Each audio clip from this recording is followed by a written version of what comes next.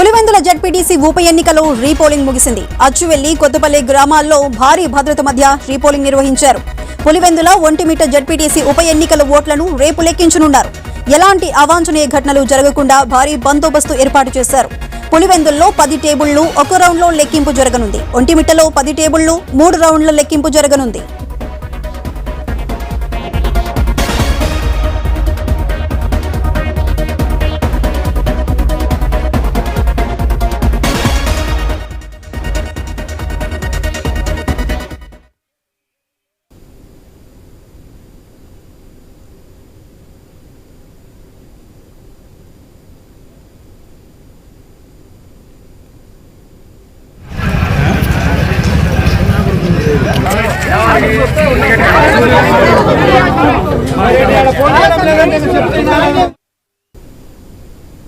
పులివెందులోని ZPTC ఉప ఎన్నికకు సంబంధించి రీపోలింగ్ ముగిసింది. భారీ భద్రత నడుమ ఈ రీపోలింగ్ ముగిసింది.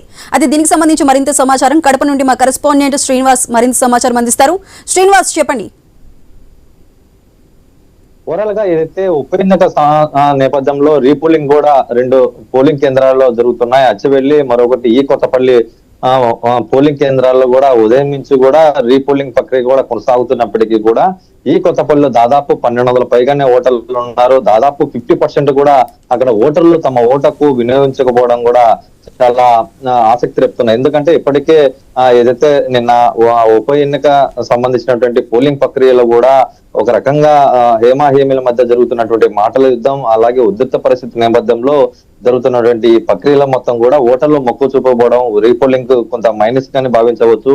ఇప్పటికే దాదాపు 10,600 పైగానే ఓట్లు ఉన్నటువంటి ఈ పులివెందుల జెడ్పీటీసీ ఉప ఎన్నికలో దాదాపు 8,000 పైగానే నిన్న పోల్ అయినట్టు సమాచారం అవుతుంది. అయితే మరో 1700 ఈ 2 పోలింగ్ కేంద్రాలకు సంబంధించినటువంటి 1700 ఓటర్లు కూడా ఉండడంతో మొత్తం పక్క అచ్చవెల్లిలో కూడా దాదాపు 492 ఓటర్లు ఉంటే గినా 292 మాత్రమే పోలైనాయి. ప్రస్తుతం మధ్యాహ్నం 3 గంటల వరకు ఉన్నటువంటి సమాచారం ప్రకారం అయితే పోలింగ్ ప్రక్రియలో ఇప్పటి వరకు ఎవరు ఎక్కువ రాకపోవడంతో ప్రస్తుతం పోలింగ్ కూడా ముగిసినట్లు మరి అధికారులు కూడా మరి కాసేపట్లో చెప్పనున్నారు. అయితే ఓవరాల్ గా ఉదయం నుంచి జరుగుతున్నటువంటి రీపోలింగ్ లో ఎంత పోలింగ్ శాతం నమోదైంది అనేది కూడా ప్రస్తుతం సమాచారం అధికారులు అధికారికంగా ప్రకటించాల్సింది. అయితే ఓవరాల్ గా ఈ పోలింగ్ ప్రక్రియలో హైడ్రామా నడుమ పూర్తయినప్పటికీ కూడా రేపు మరో కీలకమైన ఘట్టం ఉంది. అది కూడా కౌంటింగ్ ప్రక్రియ. ఏదైతే ప్రస్తుతం హేమాహేముల మీద జరుగుతున్నటువంటి వార్ ఒక రకంగా చెప్పాలి. ఈ వార్ లో కూడా ప్రస్తుతం గెలుపవరది అనేది కూడా చాలా ఉత్కంఠభరితంగా సాగుతుంది. అయితే గట్టి పోటీ ఉంటుందా వైసీపీ టీడీపీ మధ్య, లేదంటే గినా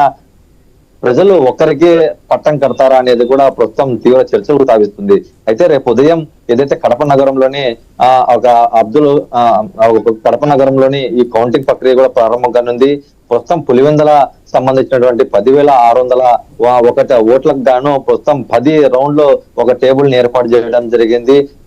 ఇక్కడ ఉన్నటువంటి ప్రతి టేబుల్ కూడా ఒక సూపర్వైజర్ తో పాటు మరో 2 అసిస్టెంట్లను కూడా కేటాయించడం జరిగింది. అంటే ఓవరాల్ గా ఈ టేబుల్లకు సంబంధించినటువంటి సిబ్బంది, అలాగే ఎలా కౌంటింగ్ చేయాలా, ఎటువంటి నియమాలు పాటించాలా, ఎటువంటి జాగ్రత్తలు తీసుకోవాలనేది కూడా ఇప్పటికే కౌంటింగ్ సిబ్బందికి కూడా పూర్తిగా వాళ్ళకి ట్రైనింగ్ ఇవ్వడం జరిగింది. అయితే రేపు ఉదయం 8 నుంచి కూడా దాదాపు గంట లోపే ఈ ఫలితాలు కూడా వెలువడే అవకాశం ఉన్నట్టు తెలుస్తుంది. ఎందుకంటే ఓవైపు పులివెందుల జెడ్పీ స్థానం కూడా చాలా చిన్న పంచాయతీగా జెడ్పీ స్థానం అని చెప్పవచ్చు. దాదాపు 10,600 ఓట్లుగానే ఉండటంతో దాదాపు ప్రారంభమైన హాఫ్ అన్ అవర్ లోపే ఈ ఫలితం కూడా వెలువడే అవకాశం ఉంటుంది. మరోవైపు ఒంటిమిట్ట జెడ్పీ స్థానానికి కూడా దాదాపు 24,600 ఓట్లు ఉండడంతో దాదాపు 3 రౌండ్లు పెట్టారు.